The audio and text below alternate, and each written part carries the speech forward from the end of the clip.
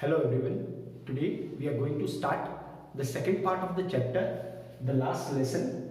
In the previous part we have already studied that Franz, a school-going boy in one of the districts of France, is not ready to go to school because his teacher, Mr. M. Hamel, was going to ask them questions on participles and he didn't even know the first word of those participles.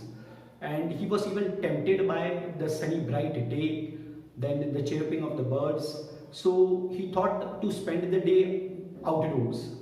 But later on he resisted his temptation and started going to school. At the town hall, when he reaches there, he sees a huge crowd.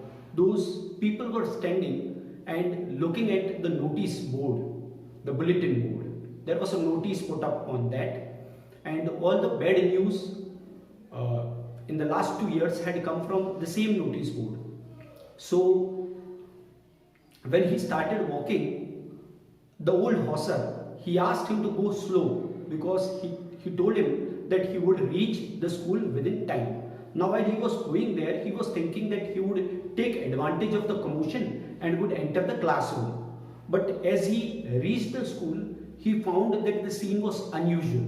It was as quiet as Sunday mornings, and the students were already sitting in the classroom with Mr. M. Hamel walking with his iron ruler under his arm here and there. So he had to go in front of the teacher and sit in the classroom. So he walked there inside. The teacher didn't scold him. He asked him to sit on his bench. Then he took his seat on the bench and he noticed something unusual there in the classroom. The back benches that had remained empty all these years had been occupied by the village elders.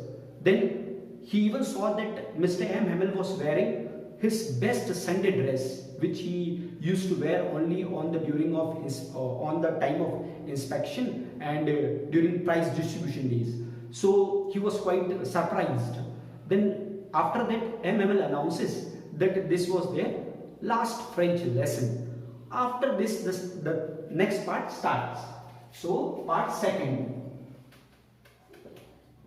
Part second, and this will start from Franz regrets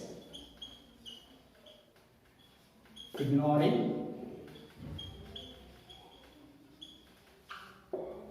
his studies. Now, Franz felt sorry that he had not learnt his lessons properly. The idea that M. Hamel was going away made the narrator forget all about his ruler and how cranky he was. After that, Franz realizes the fact.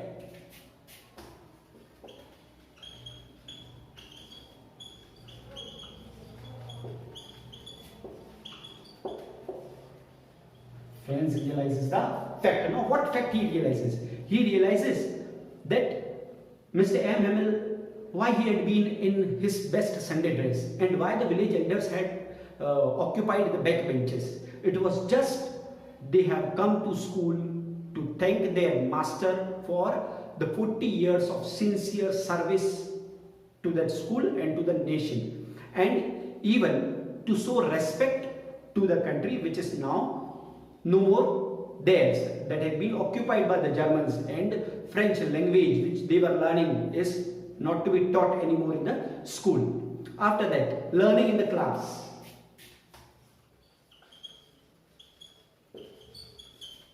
Learning in class. So M. Hamel asked Franz to recite, but he stood there silent. The teacher did not scold him at all. He confessed that his parents and the teacher himself, they are at fault because the teacher feels that he has not taught them properly, and even their students' parents, they had asked them to work for them and to do odd jobs for them.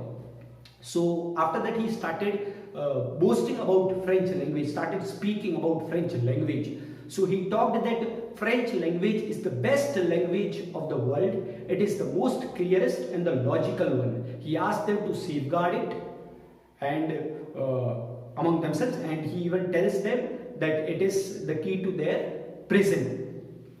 Then they had a lesson in grammar and writing. The pigeons cooed very low on the roof, and friends thought if they would make even the pigeons sing in German. Next is state of M. Himmel's mind. State of M. Himmel's mind. So all the while M. Himmel was sitting motionless in his chair and gazing at one thing or the other, and his sister was packing their trunk on the floor upstairs, and because they were about to leave the country the next day. Now friends, liking of the teacher.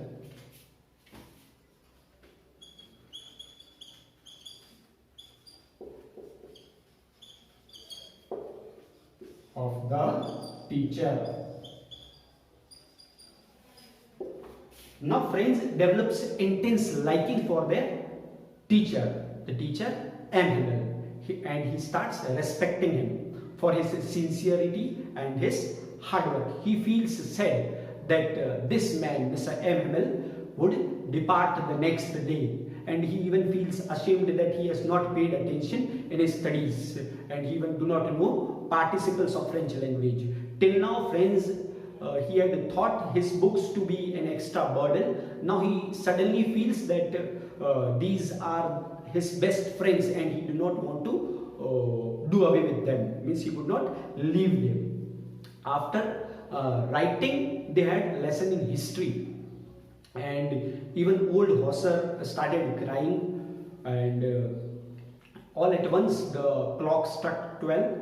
The German soldiers came drilling by, and M. Himmel stood up. He wanted to speak, but something choked him up, so he could not speak. What he did was, then he took a piece of chalk, went to the blackboard and wrote in as big as letter as he could. What he wrote was Vive la France.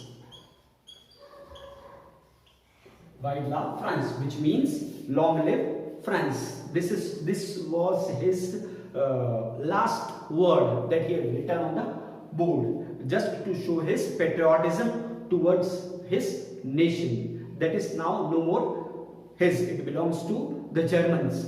So this is where the chapter ends. Then he asked the students, means he didn't ask, he just by the gesture of his hand, he asked them to depart. Okay, this is where the chapter ends.